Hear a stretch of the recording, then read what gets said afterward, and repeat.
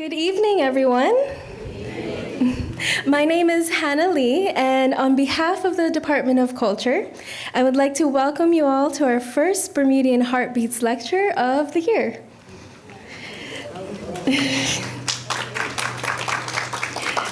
So I do want to thank you all for joining us at tonight's event, which is Tracing Our Roots, Untold Stories Through Genealogy. It's a pleasure to have you here as we explore the power of genealogy in uncovering Bermuda's rich history. So a huge thank you to the Bermuda National Gallery for hosting us this evening. Before we begin, I'd like to introduce our first speaker of the night, bringing a unique perspective on genealogy. So first we have Miss Jessie Hardy, and she will be starting the evening by sharing untold stories by uncovering through genealogy. So Ms. Moniz studied journalism at Emerson College in Boston. She was the only student in the class who didn't want to graduate and work for ABC or CBS. She always wanted to be a journalist serving her own community. She got her wish. Jessie has worked at the Royal Gazette for almost 30 years. And now she has also worked on seniors' biographies for the Community and Culture Affairs and the Bermuda Arts Council. In her spare time, Jessie loves researching random history topics and maintains a Bermuda history blog and also a Portuguese Bermudian history Facebook page. She also runs a genealogy business called Bermuda Lookups, and 2 years ago, she helped the PBS show Finding Your Roots to trace Michael Douglas's Bermudian roots for a television show about him. She really wants people to know that genealogy is for everyone. So everyone, let's give a hand to Miss Hardy.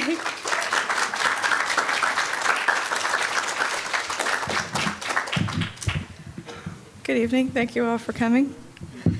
It's interesting that they were playing the Talbot brothers. A few years ago, I was interviewing an older man who lived on the North Shore. His surname wasn't Talbot, but he was one of the younger cousins, and he used to play with them. And he was telling me, we started talking, and I said, my mother's family were from West Side in Somerset. And he said he was also from Somerset. And as we talked a little bit more, he said, I knew your great-grandfather. His name is John Simons. He said he was a farmer, and this particular cousin, whose surname, I think he might have been a Simmons, he said he grew up very poor.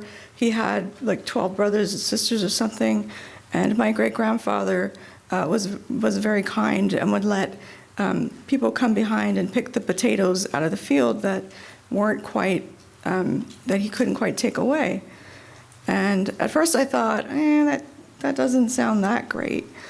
And then another relative said to me, your great-granny, she always used to complain because your great-grandfather, they never had anything because he gave everything away. And I thought, that's the relative that I am most proud of, I think. His name is John Simons. So when I was a child, I loved to read, and I particularly loved Nancy Drew novels. Nancy was cool. She had a sports car, she had a boyfriend, and she got to solve mysteries. And even today, I can't walk into a closet without banging on the back to make sure there's not an empty room back there with a body or something. And I think that genealogy helps to feed my inner Nancy, because genealogy is full of puzzles, it's full of mysteries, and it's full of questions some of your relatives would really rather not have answered. Tonight, I really want to go through one of the number one myths in genealogy in Bermuda. I'll also talk a little bit about my husband's family, who are the Davises from Devonshire, T Street area. I'll talk about some of my Portuguese relatives, the Moniz family. Okay, so let's go. The number one myth is that people of color in Bermuda cannot research their genealogy. I had a lady come up to me and she said, I would love to research my family history, but my ancestors were slaves, they were considered worthless, and therefore there are no records. That is not true. It's not an easy thing to get your family before emancipation, but there are records. And I urge all of you, whatever your background is, you start with yourself, find all of your records, and you work backwards. Find the birth deaths of your parents, your grandparents. Don't forget to look at brothers and sisters because they might have slightly different information. Try to look at everything. The number one record in terms of enslavement in Bermuda were the Bermuda slave registers. Sometime around 1807, Britain banned the slave trade everywhere except the colonies. All of its colonies, it continued, and they continued to benefit from it financially. So in order to keep it going, they installed a registry system in all of the colonies. Enslavers had to register the names of their enslaved people, and this was to keep track of where people were going, and it was also for tax purposes because they were taxing the enslavers. So you can download these registers for free from the Bermuda National Trust website. They exist for 1821, 1827, 1830, and 1833, right before emancipation. So these records have the first name of the enslaved person, they have the birth date, they have the place that they were born, they have the name of the enslaver, and they also have the name of the agent. The agent was the person that individual would have come from. Sometimes the person was inherited, and sometimes there was an agent who was usually an attorney of some sort that handled things. So the problem with those records is that they only have a first name for the enslaved individual, so making it very difficult to connect that person to the person after emancipation, their first and last name. And the other problem is that there are many common names. I started to write down all the Daniels, and then I got to 38, and then I was like, this is crazy. So if you had a very common name, you would really have to almost know everything about them to find them in there. But I also realized, as I said, as I was going through my husband's genealogy for the Davises and the Burts as well, that there are actually some very uncommon names in that registry. They usually had to do with Greek mythology. There were a lot of people that were named after cities like Aberdeen, Bristol, Boston. And so you could take those names, those unusual names, and you can cross-reference them in the 19th century church records, because a lot of people before emancipation were baptized, or they were, sometimes some of them were allowed to be married, or they were buried, and sometimes there will be a surname attached to that you can connect up after emancipation. So, for example, there's a famous story in the newspapers about two people called Mentor and Ajax. In 1831, they went running after the Gombeys one Christmas, and their enslaver is outraged, and he puts a notice in the paper.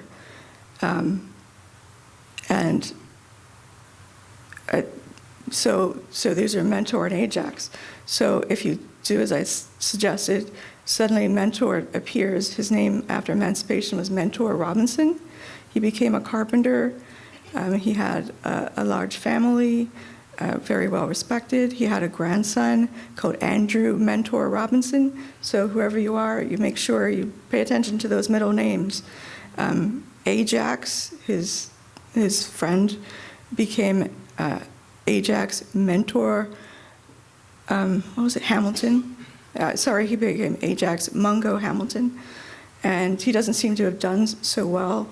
In 1841, he was arrested for cutting another person, and he was sentenced to a pretty terrible punishment at that time called the treadmill.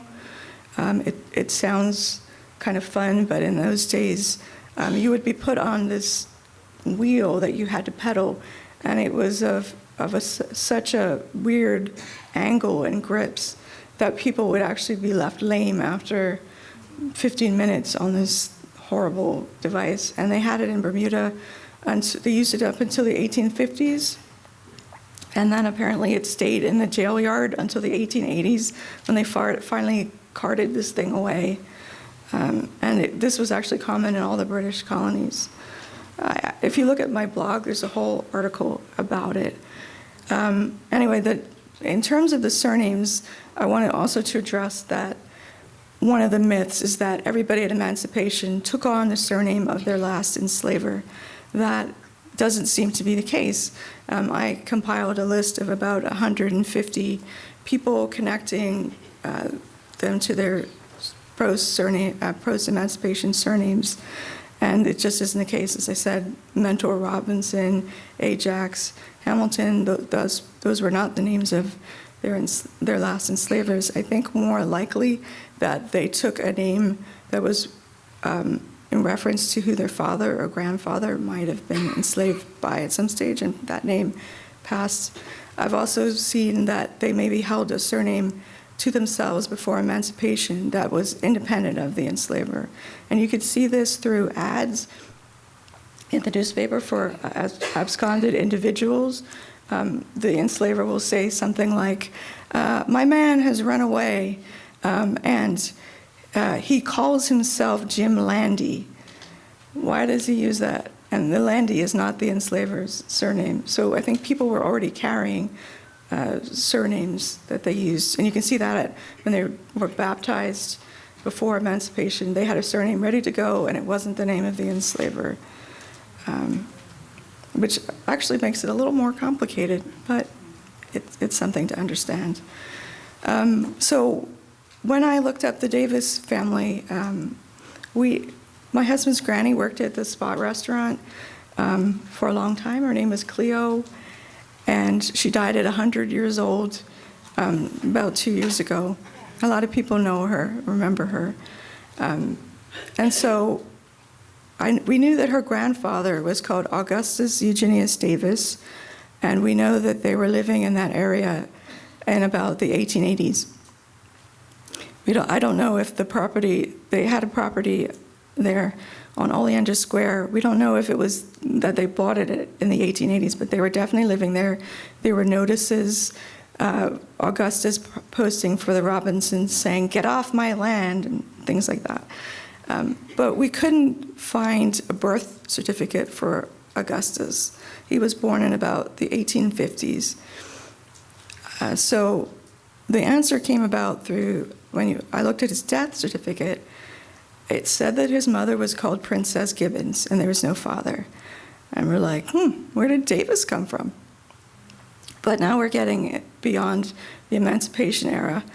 Princess actually died in 1902, still with his name Princess Gibbons. She was 84 years old. And we found Eugenius under Gibbons, not his baptism, rather than under Davis. So then I looked through the slave registries. I thought, Princess, that doesn't seem like a very common name. Actually, there was about 5 or 6 of them. So then you have to make an educated guess. So then you could see that there was a John Atwater Davis who lived in the Brackish Pond, Devonshire area, which is very near T Street. And they had an enslaved person working for them called Princess. And we were able to take Princess back further. Her parents were called John and Judith Gibbons. But again, where the heck does the Davis come from? So we could see that she had a bunch of children. She had one under Daniel Darrell. She had some under the name Bean. But we still don't know where the Davis came from. So no answer to that, except interestingly enough that Augustus named his first child Seward Daniel Davis. So perhaps naming him after Daniel Darrell. I don't know. There's not always going to be answers. Somebody asked me, "Oh, well, when do you think you'll have researched all of your family tree?" I think it might have been my brother-in-law, actually. It's not something that ever ends, there's always another question to answer. And one of the interesting things to consider is family stories and oral stories. I think recently a cousin asked me to put together all the research that he'd done And it just so happened that he was also my cousin that he didn't know. So I was very interested to look at this information. And there is an origin story for this family. They're actually the Kappas. Pietro Kappa came here in the 1860s or so to build the cathedral in town. And he told his children, his grandchildren, that he came here with a circus. He was traveling on a ship, and the ship was sea-wrecked off of Bermuda, and he came ashore with only a pair of pants and doubloons in his pocket. And that story is very important to the Kappa family. It was told for generations. I don't think there's an ounce of truth to it. Like, I can't find anything, and honestly, the real story is probably more interesting. But when putting this document together, I thought, well, what do I do with this story? You know, it's still important. And so I start off his document with the story. I say, you know, it still hasn't been verified yet. But I think that family were very good at tall tales. That's maybe where I get it from. I don't know. And so I've also spent a lot of time researching my own Portuguese family history. And we have our surname challenges too, let me tell you. My mother's family, who were by Simons, and I said we're from the Somerset area, immigrated to Fall River, Massachusetts in 1883. And then they kind of came here in the 1890s. And for a long time, I could not find where they came from in the Azores. You have to have a village in order to go to the parish to get the church records. And their name was Faria Simons. It was Simao, and then it quickly got changed to Simons. And so I worked on that problem for a long time. And finally, a couple years ago, I went to an Azores DNA genealogy group and put this problem up there, and within 5 minutes, I don't know how, they had the answer for me. And what it was our ancestor started out as Antonio Faria. He was from a town called San Antonio, I believe, or on the northern coast. And he married a woman called Maria. And the thing that confused me was she always went by Maria Pereira. But in that culture, the woman, I believe, takes the mother's surname. So what it was her father was a Simons. And so all the children and the entire family, when they came to America, became Faria Simons, not Faria. And so that's why I was stumped for years. So I recommend that you go to join these Facebook groups and start asking questions, because I don't know how they found the answer, but it was the answer. And to close out, I want to tell a story about my father's family, actually. I think some of my cousins are here today. When I was growing up, my grandmother would tell me that I was as stubborn as my great-grandmother, who was her mother-in-law. And her name was Carrie George Manes. I think she has a kind of an interesting story and inspiring, and to some extent.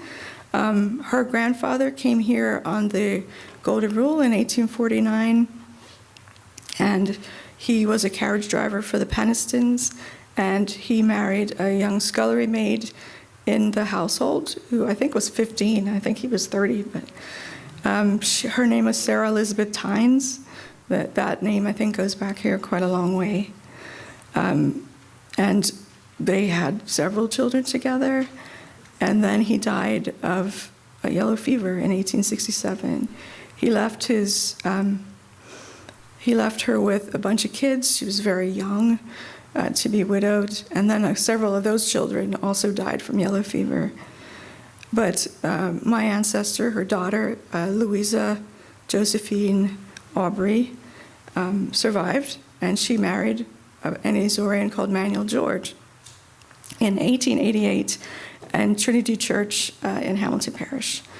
My great-grandmother was I think, the third child of this family with two sisters on either side, and I think also a brother, and then a brother on that side. The marriage was not a happy marriage. A notice appears in the newspaper saying that Manuel will not be responsible for Louisa's debts anymore. So that is, in those days, was akin to divorce. Divorce was very difficult for an ordinary person to obtain, and if you really wanted to separate from somebody, you jumped on the Spirit of Bermuda at some stage, and you started another family in America. It happened all the time. But in this case, I don't think that's quite what happened. But to give you an example of what the problem might have been, Manuel was arrested for cutting another man and sent to jail for a certain amount of time, so possibly violent. But they seemed to have gotten back together and continued to have children. And so Louisa Josephine died in 1902, and my great-grandmother was only like 7 or 8 years old. So at some stage, her father, who spoke only Portuguese, went and got a letter, somebody to write a letter, and then he put all the little girls in a wagon and drove them around Smith's Parish, saying, basically, you want a kid? She'll work for you. And the oldest and the youngest child were apparently so badly treated that, as free babysitters, that somebody had to go and get them and take them home. My great-grandmother got extremely lucky. She was taken in by the family of Matthew Ritchie Smith, who was a landowner in Smith's Parish. They lived directly across from the apothecary in that estate, I believe. And they had one daughter whose name was Beryl. She was a little bit older than Carrie, and they wanted her to be a companion. And I should also say that Matthew Ritchie Smith was the superintendent of St. Brendan's Hospital, and also donated the land for the Centenary Methodist Church at the bottom of that hill. So she got lucky, and they treated her extremely well from what I can see. They never legally adopted her, but they sent her to the Whitney Institute, and I think she probably went to school for a lot longer than most little Portuguese girls in 1910 did. And I've got some beautiful photographs of her doing drills in her little 1910 sailor dress, and the class at that time. And Carrie, at some stage, and Beryl decided that they wanted to become nurses. The First World War was about to happen.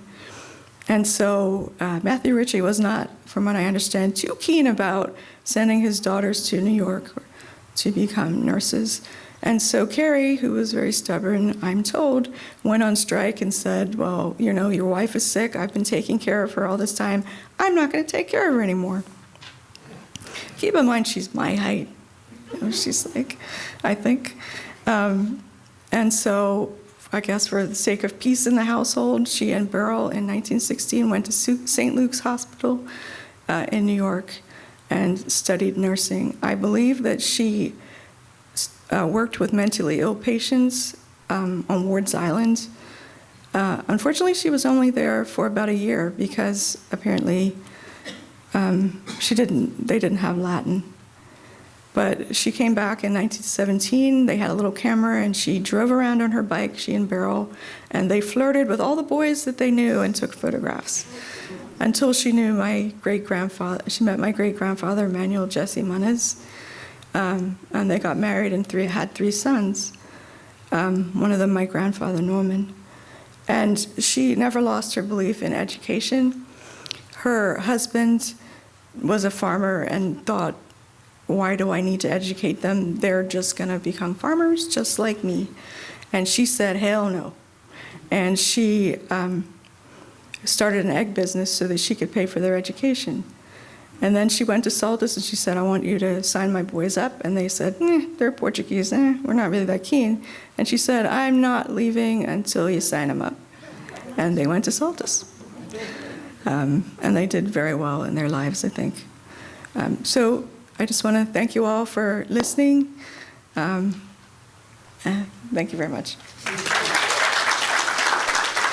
right, our next speaker of the evening is Dr. Carika Weldon. She is the founder and CEO and director of research of Carrie Genetics. She's a Bermudian biochemist and the first sole Black female founder of a genomics company in the world. She received her Bachelor of Science honors degree in medical biochemistry from the University of Leicester, then went to complete her Doctor of Philosophy in biochemistry at the same university. In 2015, Dr. Weldon became the youngest full-time lecturer in biomedical and medical sciences at De Montfort University in the UK.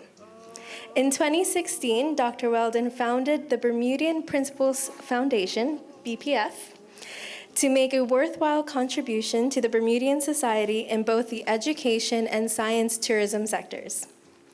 In November 2018, Dr. Weldon returned to a full-time research, working as a research scientist within the Oxford Genomics Centre at the University of Oxford.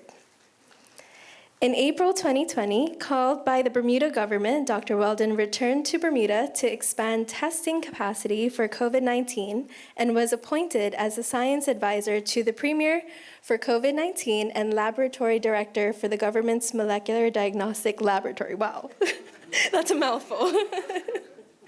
In 2020, Dr. Weldon was granted a Queen's Certificate and Badge of Honor. In 2022, she was named Woman of the Year. In 2023, she was named Bermudian of the Year, and 2024 Entrepreneur of the Year. Congratulations.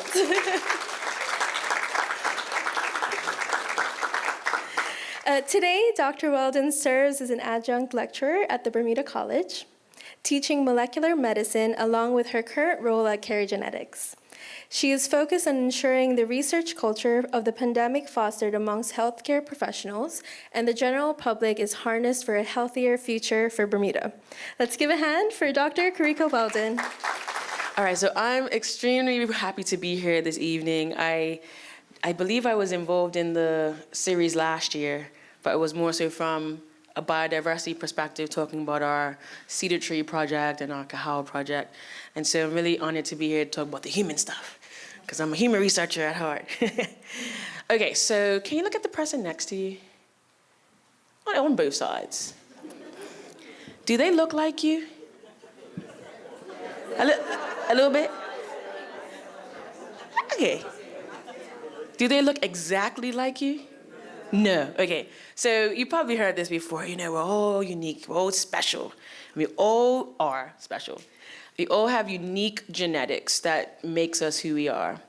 But I want to know, what does that really mean? I'm going to take you on the science journey behind that and how we can actually use genetics in combination with genealogy to really get a rich history of who we are. Okay, like I said, we're in science class. So the building blocks of genetics, there are 4 of them. That's it. And anything that is living. So does anyone have like a dog? Terrified of dogs, so just in the future, if you see me in town with your dog, don't come because I'm a run. I'm very fast, when I need to be. But your dog, you have plants. Anyone a plant person? Yeah? So all of the things that are living have DNA. And we all have these same 4 building blocks. So it's just similar to how we all have our phone, right? I mean, how many digits are there? I always do that one. It's 10 digits because it's 0. So it's 10 building blocks to phone numbers, but to get to you, it's a special set, an order of those numbers. Same thing. So these are what we call nucleotides. I gave you some technical words here. And we just kind of call them by the first letter. So A, C, G, and T. And all we're looking at is what is the sequence or what's the order of those 4 letters that makes us all up. Okay, so our DNA is what makes you special. And when we look at all of your DNA, it's called your genome. So you've heard of gene, I'm sure.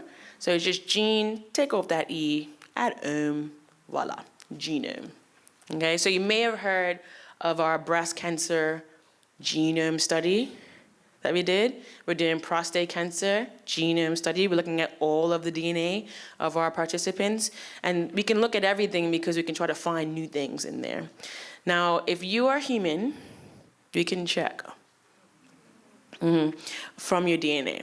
Because all of us who are human have about 3 billion of those letters that make us up.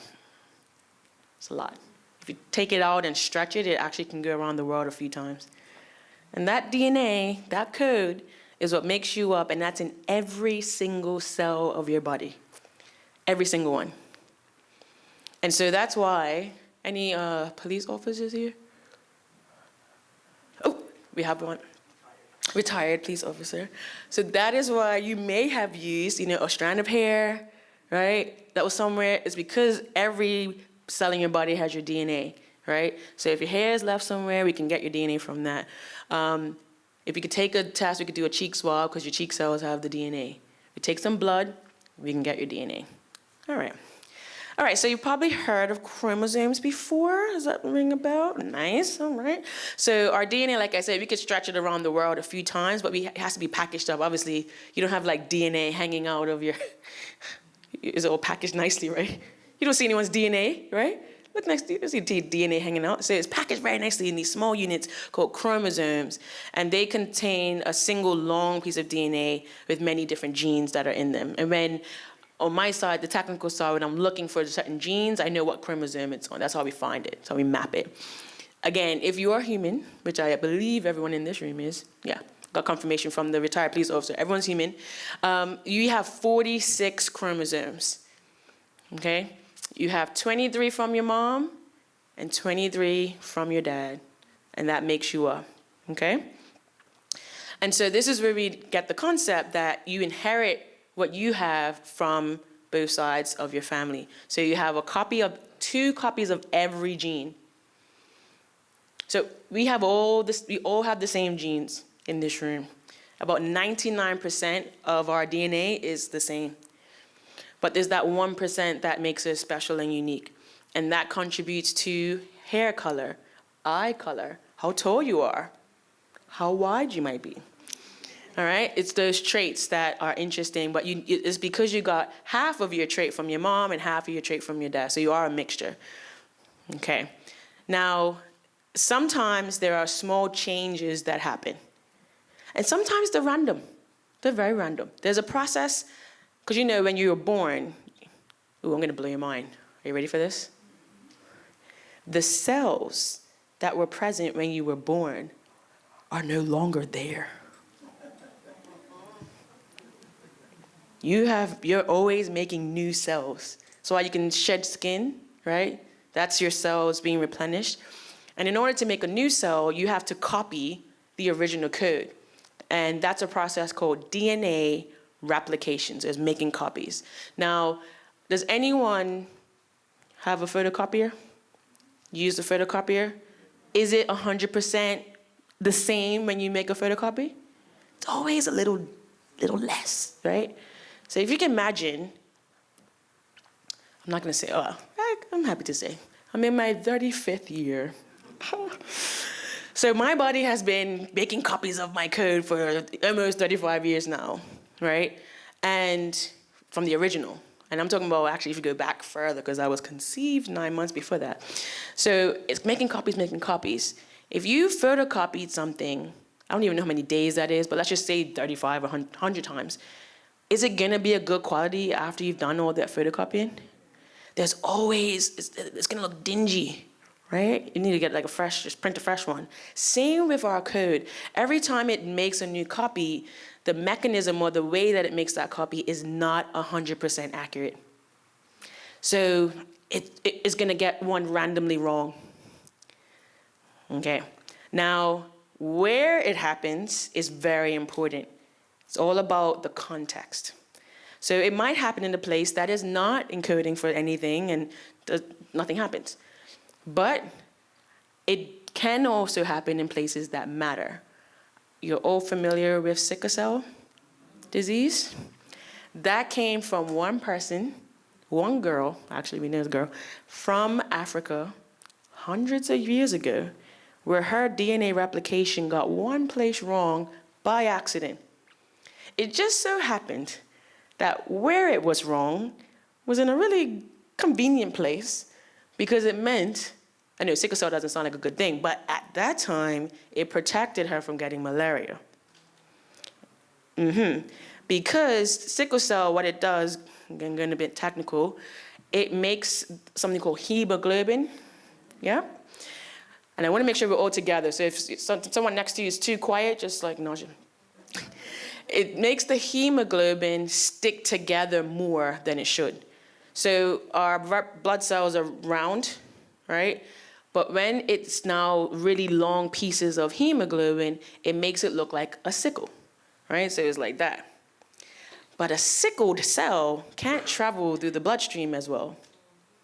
So that's not good. That's why sickle cell is a disease and you don't have enough oxygen to get to your cells and there's anemia. But it also means that the malaria cannot enter your red blood cell and cause you to get sick. Yeah, so it was actually protective in that environment. And because it was what we call natural selection, obviously those who didn't die from malaria have sickle cell, passing it on, and now it's everywhere. So, and that's just one change in one place, in one gene. So out of 3 billion places, it's just one change. So small changes can matter quite a lot, okay? And so what we call these small changes, they're called single nucleotide polymorphisms, or SNPs, call them SNPs for short.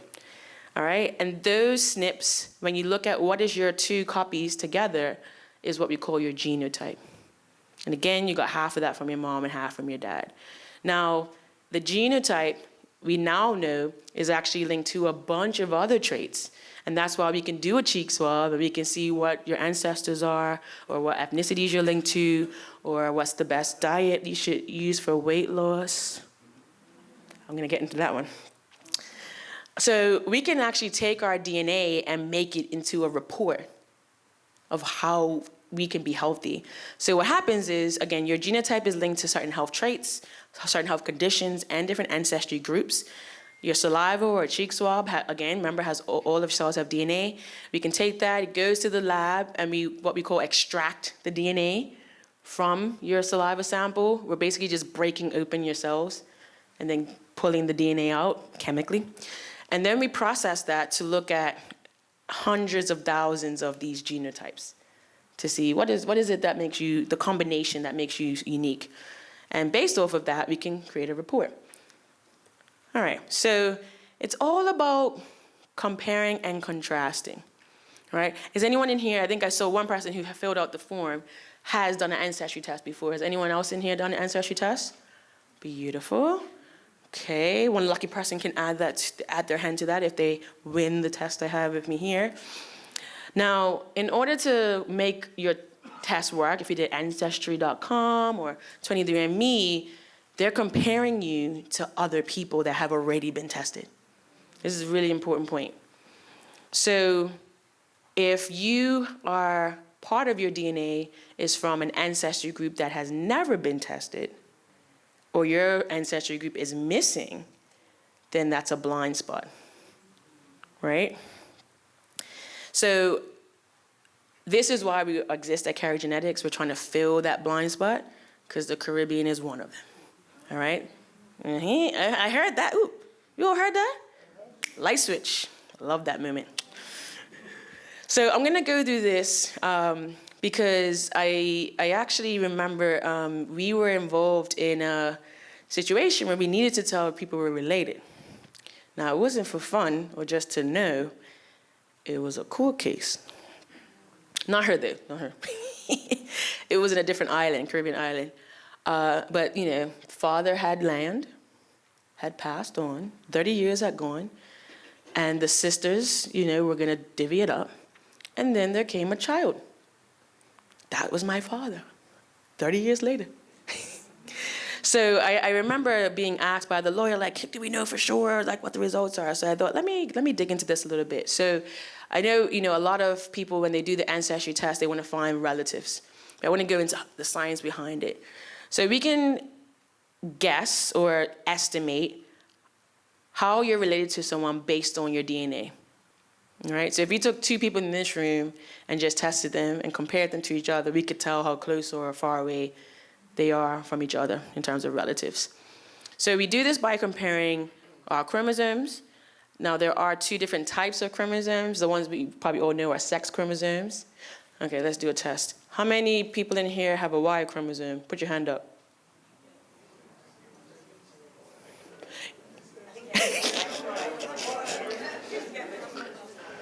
I know you guys forgot which is which. I see that. So Y chromosome is just men. So let's try that again. How many people in this room have a Y chromosome? Yes. So men are XY, and then women, we just have two X's. Okay? So that's our sex chromosomes. And then we have what we call non-sex chromosomes, which are called autosomal chromosomes. So that's chromosomes 1 to 23. They just have numbers, no letters. Okay, so autosomal DNA gets inherited equally from both parents, right? So like I showed you earlier, you got one from your mom, one from your dad, and you're a mixture. So this could be my family, actually. So, oh, I forgot to say, I think we're cousins, because I'm a Gibbons. I'm really serious. I'm like, oh, I heard Gibbons and my ears lit up. So a lot of people don't know that because they know Weldon, and then they know my dad. He's played football, Ellington Weldon, and my mom. But yeah, I'm a Gibbons. So if you know the Gibbonses from down Bay. We're cousins too.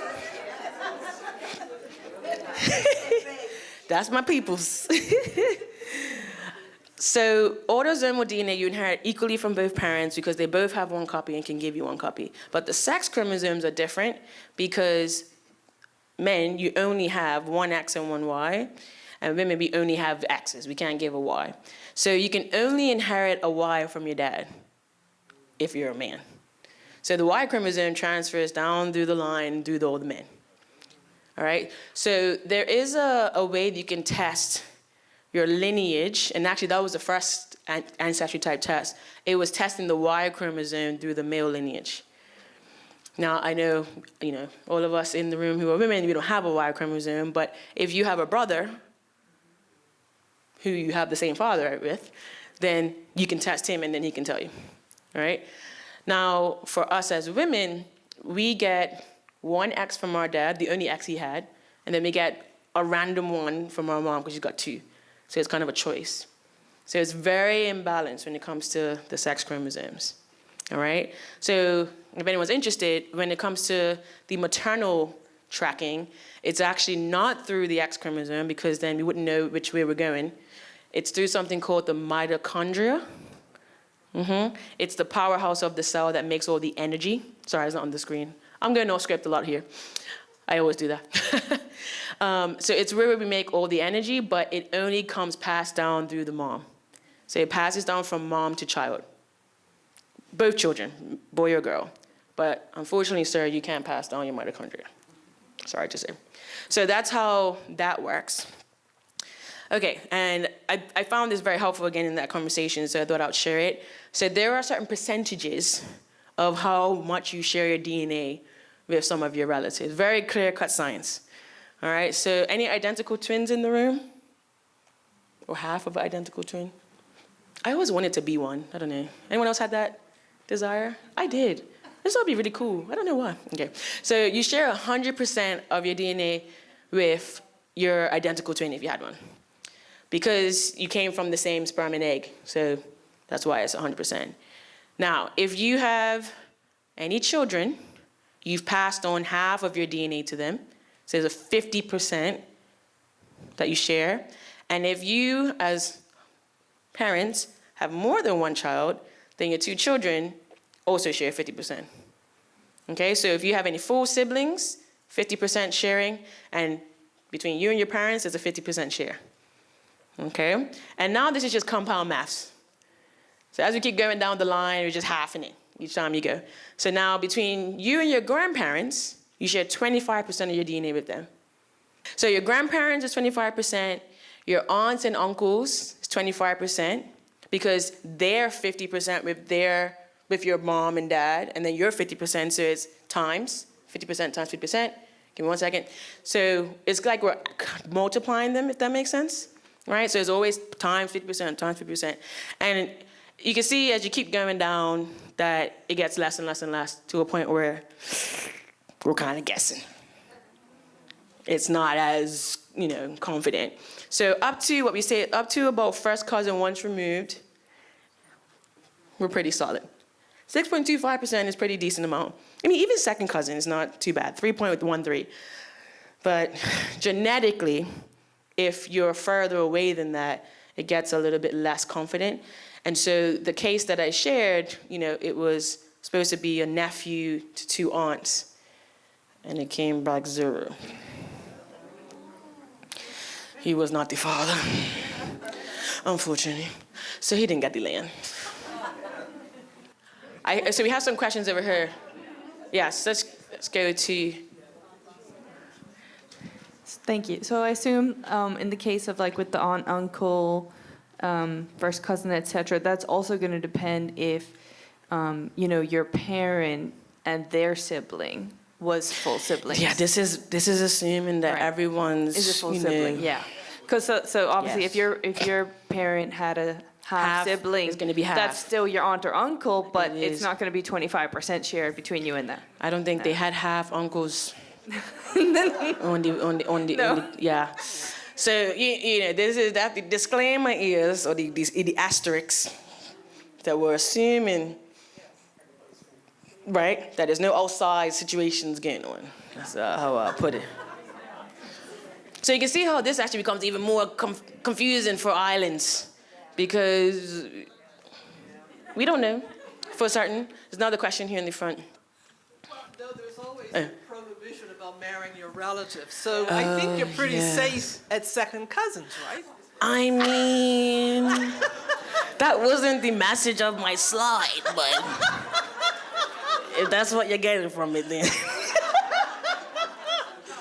Well, two of us were working together, and he was a bit of a player. He was interested in me, and my family were all upset. But it's like a third cousin. It kind of doesn't count at that point. Fourth cousin in Jamaica. And then you don't even know if it was outside situations, and it could be even less.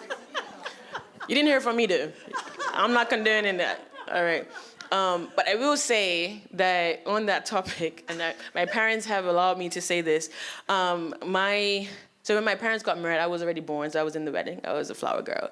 And some people didn't know that. So this is the first time the families were coming together. And they were like, wait, you guys are cousins, don't have a child. They're like, too late. And they told me when I was 18, and I'm like, what am I supposed to do with this now? Like, I can't do anything about this. My DNA is set. If it's a problem, it's a problem. I can't fix it. But I think everything's okay. I don't know which, I didn't even get my head around it. I'm definitely gonna always remember this slide because of you when I give it to. Okay, so I touched on this a little earlier that we're doing comparisons, and there's something called a reference genome that was created. It was actually a project called the Human Genome Project. Anyone remember that? It launched the year I was born, actually, in 1990. And it was done by a bunch of different labs all around the world. They were contributing to this work. And they were working on what does the first whole human genome look like. And back in 1990, it took 13 years and $5 billion to do it. Yeah, it was a lot of money. And I will say Bermuda played a role in this whole story, because in 1996, February 25th to 28th, in 1996, the heads of those labs came to here in Bermuda, to Hamilton Princess, and I know exactly which room, I know what they ate, because I have the agenda, and we had a number of Nobel laureates in Bermuda deciding who is going to own that data. And I don't know if it's the rum swizzles, or the beautiful ocean sea breeze of Hamilton Princess, but they decided that no one was going to fully own that data. It was going to be free to all mankind for human research. And they created an agreement called the Bermuda Principles. It's called after us. And that was the first data sharing governance agreement that ever existed. And I'm sure the workers at Hamilton Princess on that week just saw 50 people go into a room and 50 people come out. That's it. But this was a huge decision for medical science, and Bermuda is part of the story.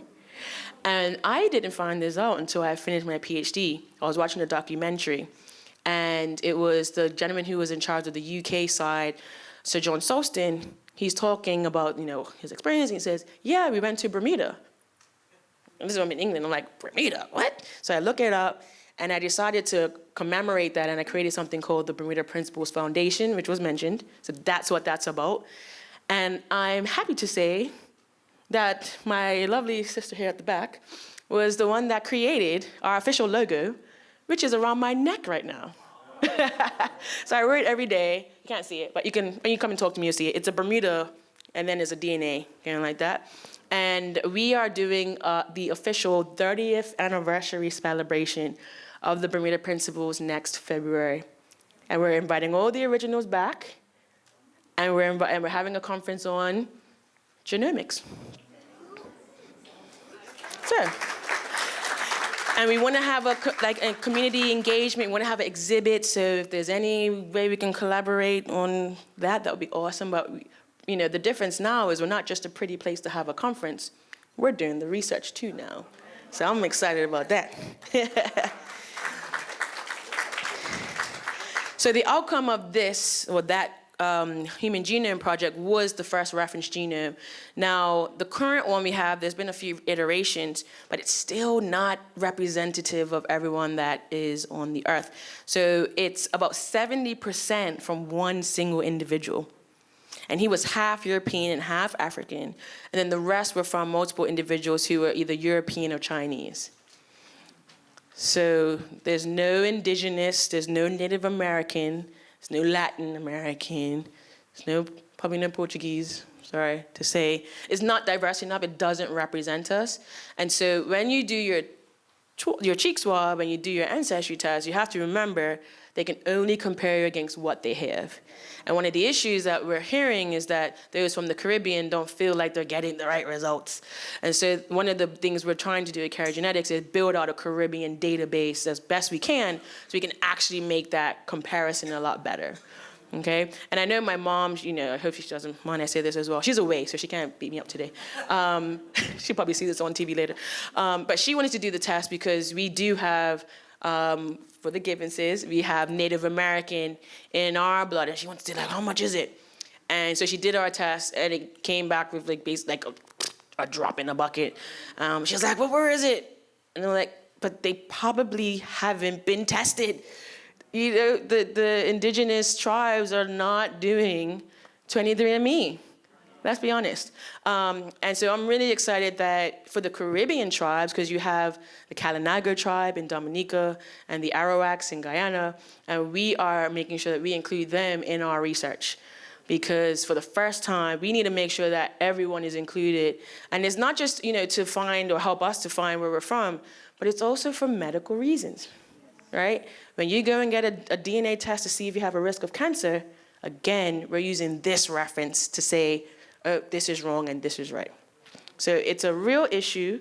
It's a big problem, but we can fix it together. And this is the beauty of the Caribbean. And I know someone's probably saying, I'm not even Caribbean. Why she's talking about that for? Anyone thinking that? Okay, good. You guys are my people.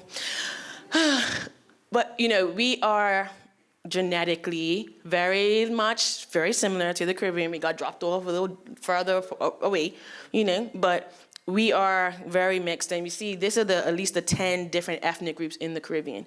Obviously, yes, African is the majority at 67%, but we have those indigenous tribes. We have Indonesian, right? The Caribbean actually, it seemed, and I'm not an expert, so please, if anyone knows differently, please correct me. But it seemed like it was the land of opportunity or the prelude of opportunity to get to America. So you have a lot of groups that come to the Caribbean saying, let me get settled and then I'll get to the US. And then I guess they realized that we were better, so they didn't go. You have Chinese, right? So Chinese Jamaicans, right? So there's a lot of Chinese, what's that? Black Chinese. So I went to Guyana. And they celebrate 6 peoples, and Chinese is one of them. And Black and Chinese is it's got a name. I can't remember what it is, but say it again? Thank you. It's an actual ethnic group. Black and Chinese, not Blackanese. And anyone's thinking, that's not official. All right. Then obviously you have Caucasian, and I want to say this as well. When we are doing our studies now, we actually have a lot of people that write themselves off because they say, well, I'm not Black. But we don't want just Black. We want Caribbean. And the story you just gave me, you're Caribbean. Your grandparents were born here. You know, right? So as long as your grandparents are Caribbean, and we have a big Caucasian Caribbean population, you've endured the same environmental changes and factors that we have, and that has impacted your DNA. And actually being geographically isolated for hundreds of years makes you different from wherever, you know, your line comes from. And so, you know, I want to say that and make sure that it's very loud and clear. When we do our next study, which is on chronic kidney disease, I would love to make sure we have everyone represented. Okay. And we have other, because, you know, there's always some others that we can capture. But then we have Indo-Caribbeans, very big in Guyana, Trinidad, yeah. Jewish, and I heard they're sprinkled all over the place, so Jamaica, Barbados, and we're picking up, and you know, you probably heard of BRCA1 and BRCA2. That's breast cancer genes, that came from Jewish studies. What I was told, and we're hopefully gonna see that, is you know, in the Caribbean, we have a lot of breast cancer and prostate cancer, and it might be that it was that Jewish gene coming in and just multiplying, right? So we're gonna figure it out. But that's mixed in there. We have the Latinos, right? And then Middle East. I didn't know, and please tell me I'm running, I could talk up here all day. So please tell me if I'm, I didn't even check what time I started. Middle East, you know, Edward Siaga is one that comes to mind. I did not know he was from the Middle East. Like, they came over, integrated, and now are a part of the Caribbean community. So we are such an ethnic melting pot of the world, and we want to make sure that that's represented in our data. So we are doing, at Carrier Genetics, the Caribbean Genome Program for the first time ever. And there are other nations that have done their programs, but we're doing it for ourselves in the region. And we're looking to genetically test or sequence 100,000 Caribbean people by the end of 2027. Don't ask me what number we're on now. No, I can tell you. We're on about 300. We're just starting out. We're getting there. So that's where we did 100 women with the breast cancer study to show we can do it locally. We're doing 1,000 men for our prostate cancer study across multiple islands. So we're ramping up. We're doing a 10,000 person project in one of the islands. So we're getting there. I'm hopeful we can surpass this by that time. We got some time. Yes, we have a question. How are you picking them? Oh, you come forward. So this is all voluntary. This is all voluntary. We want everyone and anyone to come forward. And next question. I love when I do that. How can you get involved?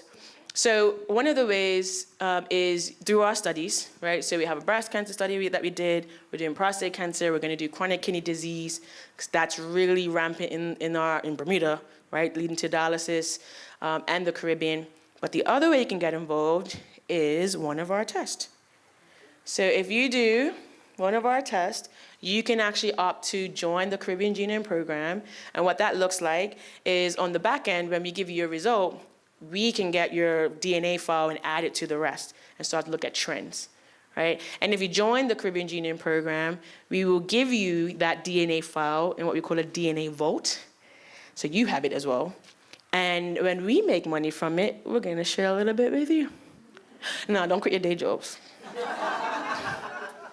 You know, we're not trying to, you're not about get rich quick, okay? But, we see that there has to be a change. I don't know if anyone's heard of the story of Henrietta Lacks. Yes. Right? African-American woman has cervical cancer. She was actually my age. Oh my gosh, she was 34 and had, I think, about 5 or 6 kids. I have none. So that's a little, I'm waiting. Any advice? I'll get some advice if you have any advice. I like my sleep right now. But she went and had cervical cancer, went to Johns Hopkins, got a biopsy, and unfortunately she didn't make it. She passed away, and it turned out her cancer cells never die. And that was just a random genetic, a few changes in her DNA, that means her cells never die, even though they're not in her body. Now, from a science perspective, that's really cool because you can start to use those cells and do experiments, and you don't need to, do it in a person. So that was a huge moment in 1950. The issue is that they didn't ask if they could use them for research. And they start not only using them, but selling them. You heard that, guys? Yes. And they start selling them to other scientists, and it's like, oh my God, we can do research on humans now. And 10 years later, there is a relative at a party, and has the same last name. And one of the guys is like, oh, are you related to Henrietta Lacks? And she's like, yeah, that was my aunt, or whatever the relation was. And he's like, oh, okay, yeah, we were using her cells for research. Taken aback. And it didn't end there, unfortunately. They then start to test the family in the guise that they were trying to help them, but they were trying to see if they had the same trait.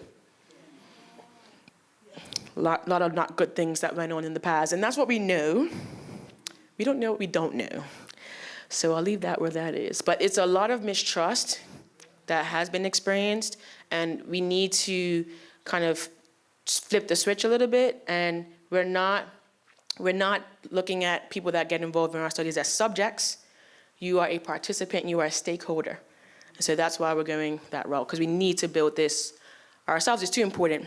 And so, yes, if you have done the survey, you will have been entered for the draw for a free test. You can pick whichever one you like. We have a fitness, DNA test, nutrition, cannabis metabolism, if you're interested in that. From a medicinal cannabis perspective, could be skincare, personality, because you do get some of your traits from your mom or your dad. And then we have a psychedelics one as well. Ooh. And there we go. I'm finished. Thank you very much. Yes.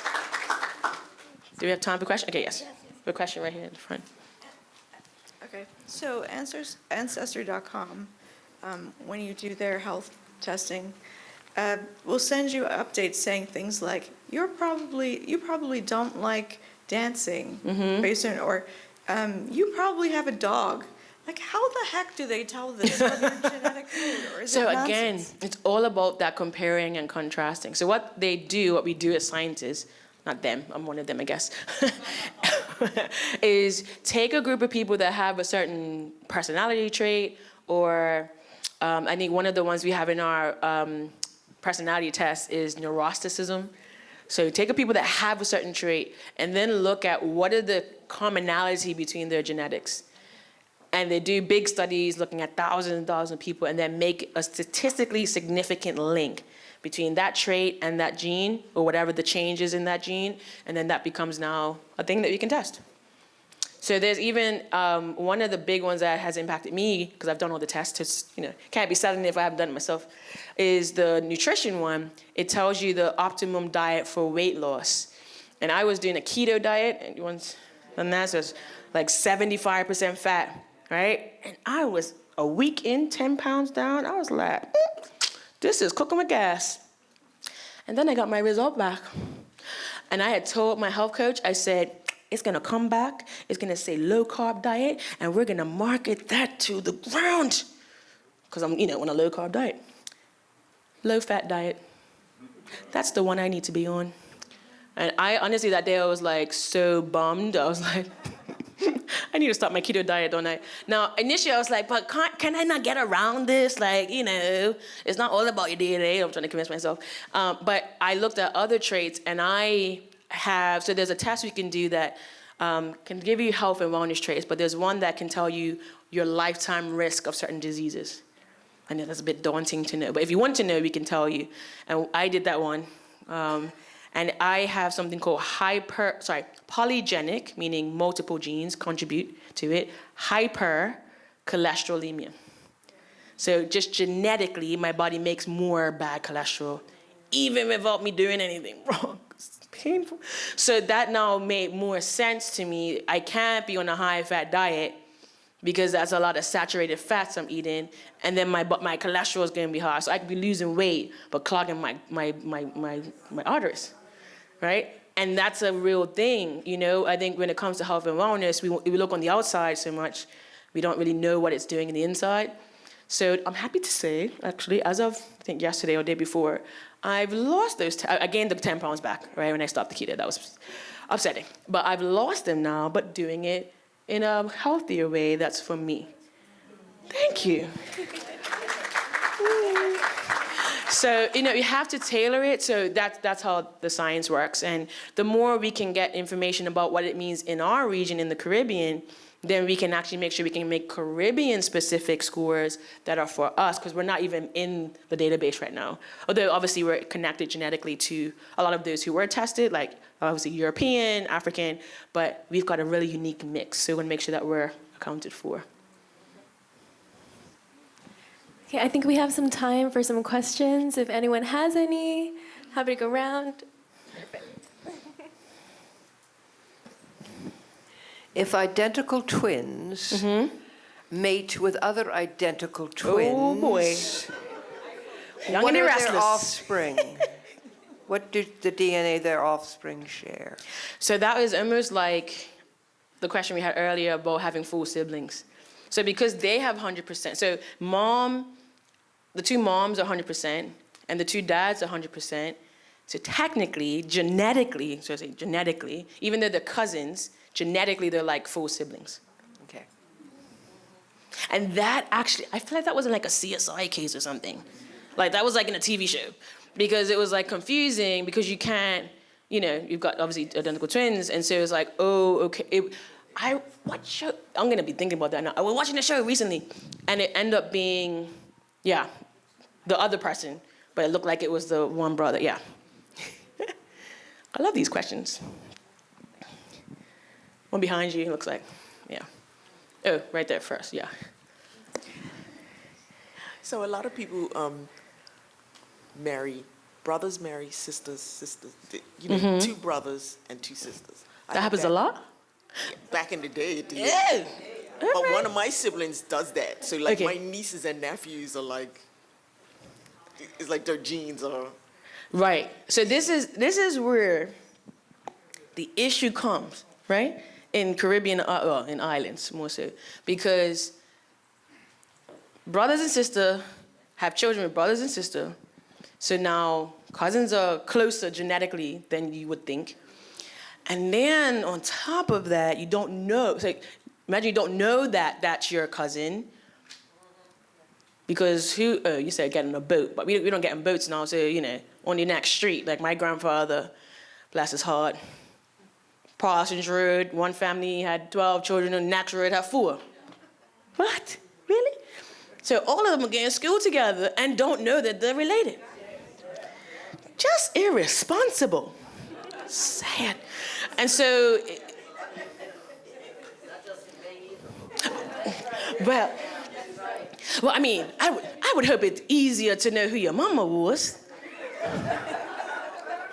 But you're right, it's not just the man. But I mean, on the other side, you also have, and I will say this, the Caribbean has the highest rate of paternity fraud. So I know, someone knows, I have 2 options here. I'm gonna pick the better one. The one that's got, better for me but I know he is not the father, it's the other one, or I might not be sure. And we do have a test for that. It's called Know For Sure. So you can know for sure. But that's also compounding. So there are some cases where men think they are, and they're not. It's a mess, I'm telling you. But I mean, it's not just, unique to islands, but it just compounds because we're so small. And we don't have that dilution kind of happening. It's just all in a fishbowl. Yes. Okay, so there were the 4 dots that make up DNA. I like that. 4 dots, yes. Then there was each cell contains your DNA? All your DNA, yeah. All 3 billion of those letters. 3 billion? This is where I'm, so it's 4 Okay, so there's 4 dots, but dots. there's in each cell, and it can stretch around the world. So, okay, so you know how I was saying we have 10 digits, like numbers? Yes. How long is I don't want to know your credit card number, but how long is your credit So card you number? can make up any sort of combination. It can You be a have X long, number of- right. So the combination is we're using these 4 as, in each position, there's these 4 options, but there's 3 billion positions. Okay, that so make they us up. change all along the. It's all divided. Yeah, it's like A, C, A, C, A, C, C, C, C, C, G, G, G, T, T, A. That's literally what I look at every day.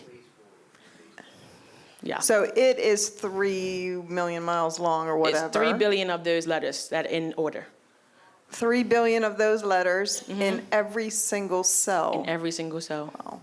I know. They're in pairs. Exactly. Yes. Yeah, sorry. No, I don't need that. I can talk loud.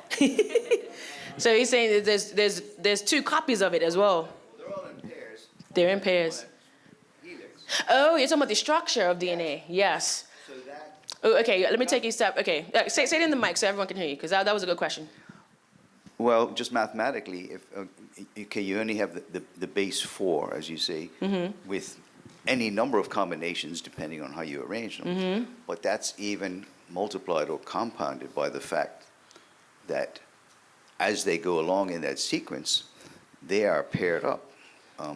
So there's, I don't know exactly. I'm gonna tell you exactly how it's paired up. Okay, So right. we've actually done it where it's okay. So the A and the T always paired together because your DNA is what we call double-stranded.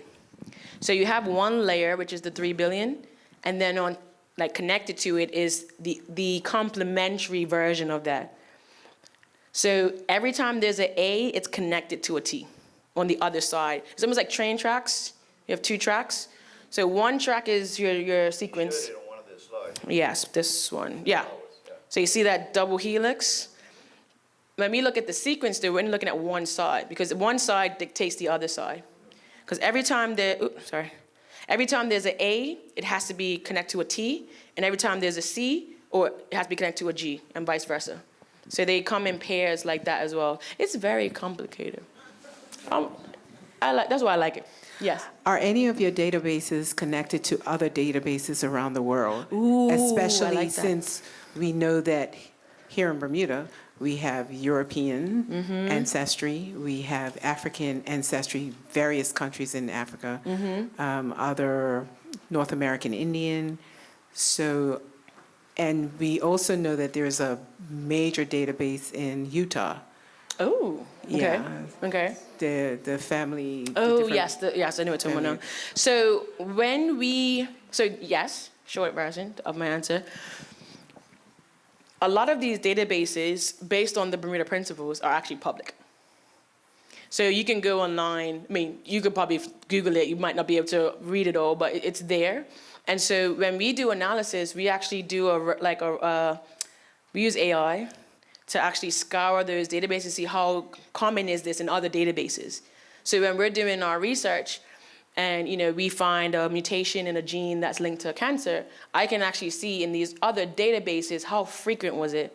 So is it like really, really rare, and we are finding it for the maybe first or second time, or is it something that's also found in some other databases? So that is actually a key piece. And I'll also say we're at a point where we're now, starting to talk about the Caribbean Genome Program more, and we're getting a lot of interest from other national genome programs. So, for example, in the Caribbean, we have English-speaking Caribbean, we have Spanish, we have French, and we have Dutch. In the Netherlands, they're doing a project, and they have a large Surinamese population from Suriname. And they said, they can see on the test that is very different. And so we're working with them to actually help to make a Surinamese reference genome so they can use that in Netherlands for what they're doing with their population. So we're definitely wanting to work. We met with Thailand and Lithuania. There's so many that is happening, and everyone's very encouraging and supportive of what we're doing. So we definitely want to be interconnected because, again, what we have in our DNA is coming from all those places. So we want to be able to have that reference. Yes. Question? Oh, there we go. Thanks. I'm not 100% certain if my question has to do with this. Okay. But when you were talking about diet, I saw some information that we should eat according to our blood type. That's another one. Because our blood type determines what is acidic versus, what's the other word? Alkaline? Alkaline. And we should eat alkaline I've heard according that to our too. blood type? All right. That's a whole other layer. There's so much stuff out there. But yes, you want to be eating for what your body needs and not just doing generic stuff. DNA is at like the very base level of the code. But yes, your blood type is another way of tailoring your diet as well. Yes. I'm going back to what I think I understood correctly about the Native American population, that you don't have a lot of data. The global databases do not have a lot of Native American populations. They feel, even before we get to genetics, they feel disrespected. The land, you took their whole land, you know? Wow, I'm gonna give you a DNA sample there so you know all my stuff about me. So there's a lot of hesitation. There are a lot of efforts. So I know Canada has a genome program, and they, within their principles of how they do their studies, they have to include the indigenous in Canada. Australia is trying.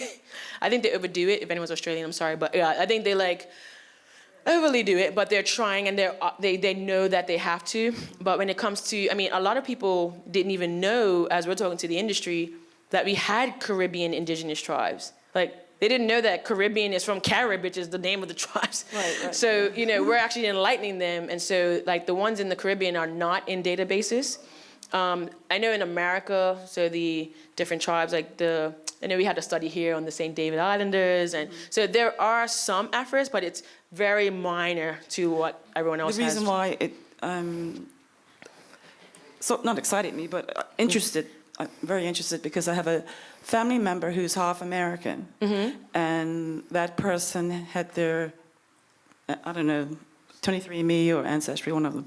And I've always been told that that person had African American, and it was not there. And Native American? Native American. Right. And I was a little in shock. Yeah, that's how my mama felt. Because both this person's parents have passed on. They can't hear any more about, and the grandparents have passed on.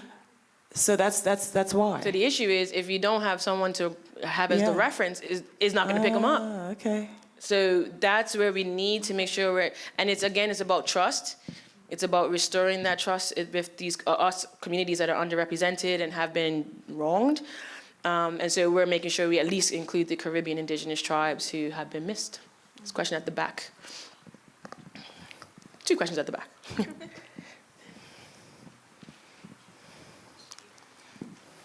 Are you including the Garifuna? Yes. Amazing. That's Belize, right? Yeah, well, it was originally, so they were originally St. Thomas. They were from the continent, so it was half African and half indigenous folk. And their original language was the only merged language in the world that did not include European tongue. Ooh. So we have to include them. But they were basically expelled from St. Thomas. U.S. Virginized to Belize. To Belize, okay. Yeah. So actually, Belize, so the Caribbean Genome Program ideally is including all 33 Caribbean countries. So we're knocking on everyone's door. And we even have other countries that want to join, like Panama, which also has some Carib tribes as well. What was that name? Garifuna. Garifuna. I think we have time for 2 more questions. 2 more questions. 2 more? Okay, let me come over here.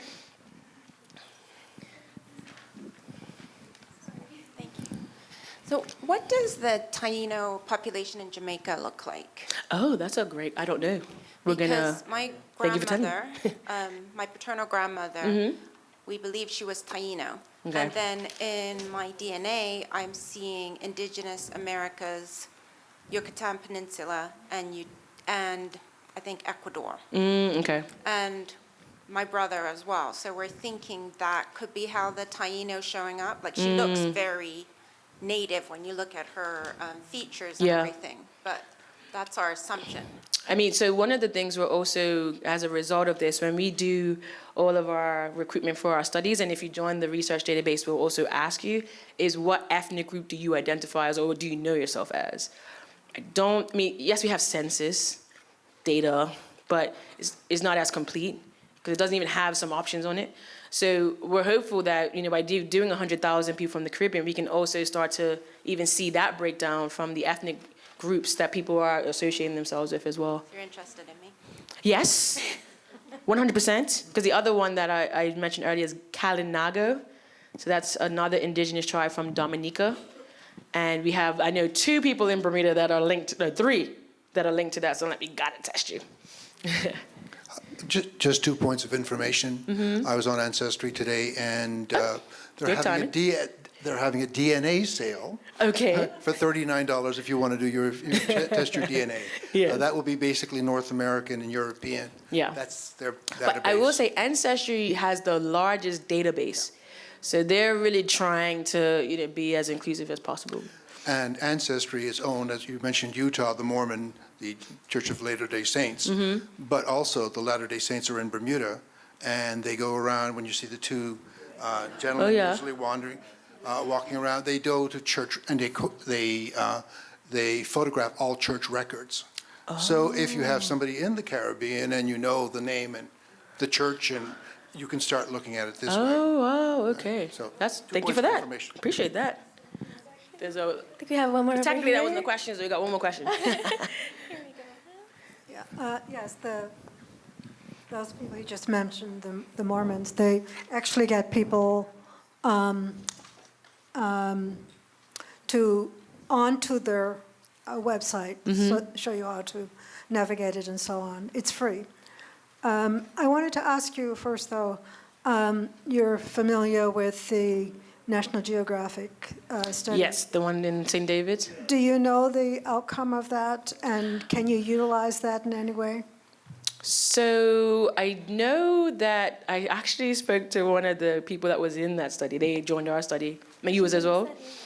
And he said that there was the room full of, it was like 100 people about that were tested. Oh, he wasn't in the room. Okay, sorry, I thought he was in the room. Oh, okay. So he said there was like 100 people in the room, everyone waiting to see like how many were connected genetically to the Native Americans, and it was only 4 of them. Can you imagine? But again, without the context of knowing that not everyone is in the database, you're gonna be like, I've been lied to, oh my God. In the same way that if you imagine taking just a handful of people, like 10 people from Bermuda and saying, this is Bermudian, you're not gonna capture everyone.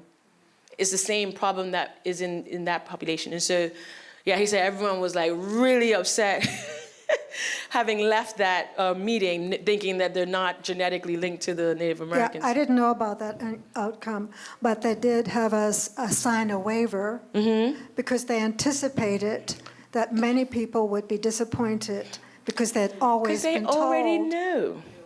They already knew. They don't have that in the database to then be even picked up, right? So this is why we have to really, and I think we have to do it ourselves. No one's gonna come in and do it for us. For us in the Caribbean, we're gonna do this so we can have our database and then we can know where we come from. And then again, our main focus at Carrier Genetics is from a health perspective, because all of your health is in your DNA, and that came from your ancestors. All right, thank you so much. Thank you so much, Dr. Weldon.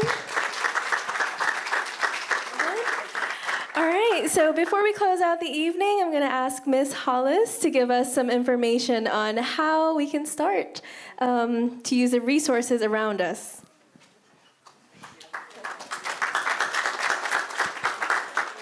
Thank you, everyone. I know we've been here for an hour or so, so thank you for your patience. And I just wanted to point out, I am Ellen Hollis. I work at the Bermuda National Library, which is part of the Department of Libraries and Archives.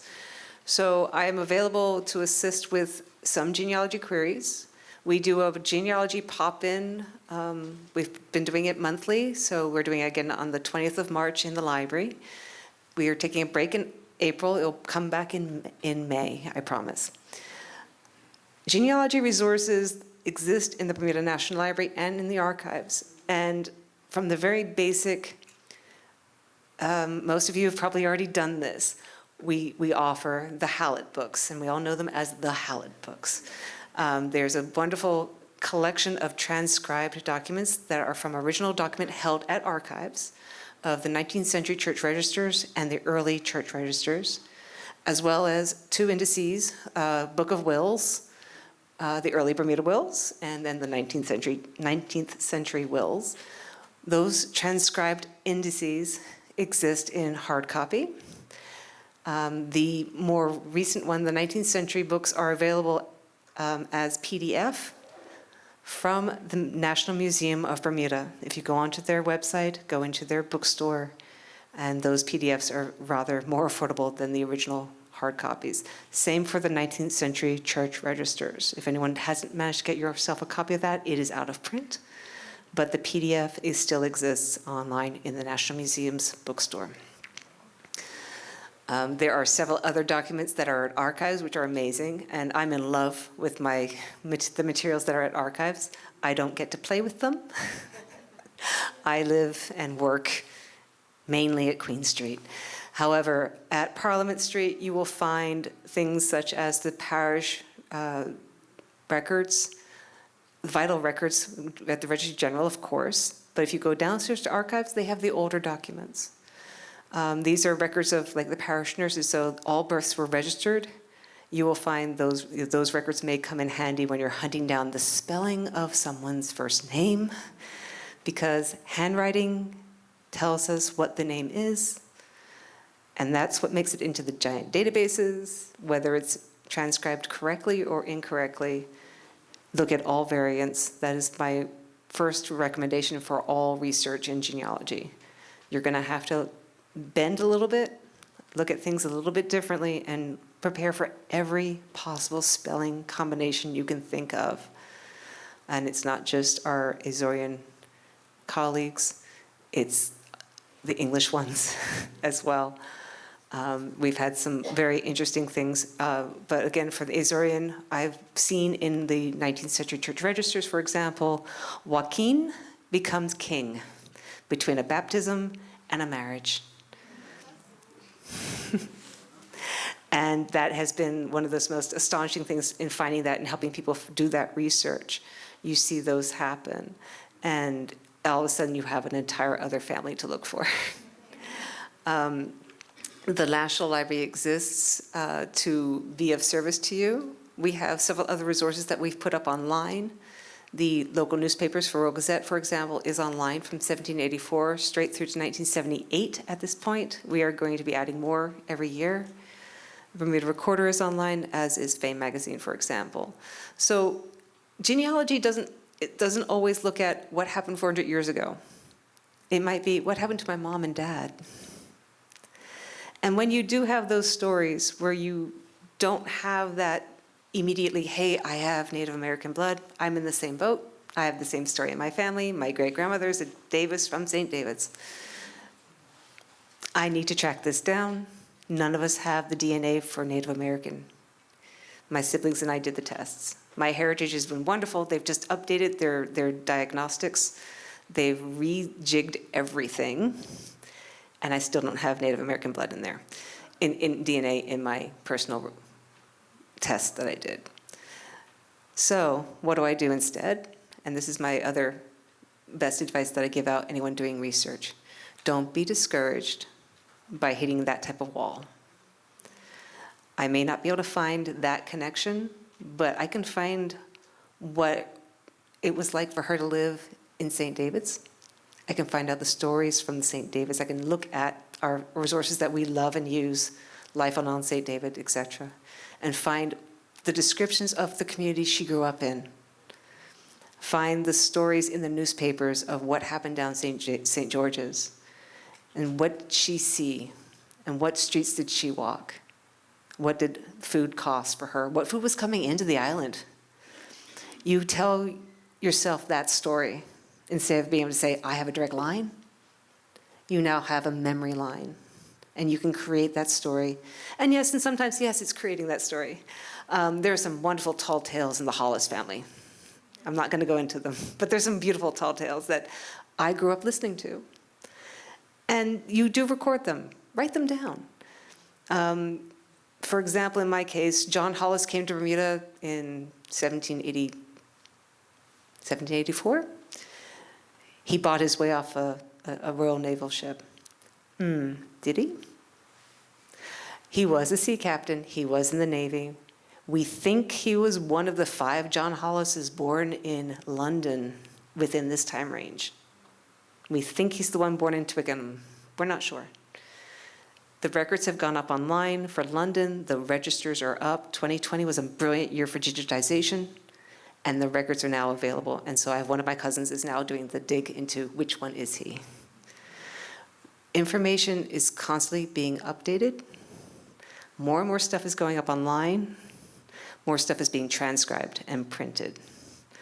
And more people are doing what you're doing. They're sharing their family trees at archives.